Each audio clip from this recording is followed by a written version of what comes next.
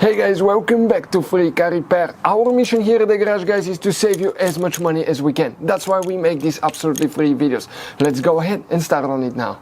So right here, guys, we will be demonstrating on a 2016 Ford F150. You have two fuse boxes, but the fuse box that we will need is not the one that's located in the cabin. Okay, it's actually the one under the hood. And under the hood, that's your car battery. Right behind it, that cover right here is your fuse box. You open that one and it will look just like that. Okay, this one will be the front of your truck, this will be towards the back. Now let's explain why it's important to test fuses and relays quick.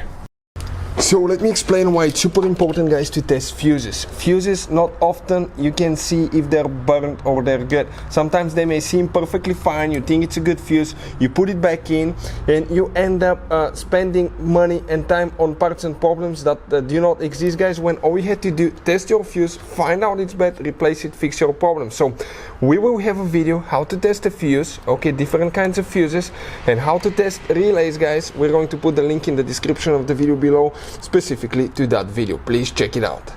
Now, the fuse for the passenger power seat. As you can see, guys, you have different kinds of fuses and relays, and if you're in small town, those could be really hard to find and you don't want to be stuck in the middle of nowhere. So we recommend to keep some spares, okay, in the glove box on your F150. We'll put a link in the description of the video below where you can get them at a good price and quick shipping.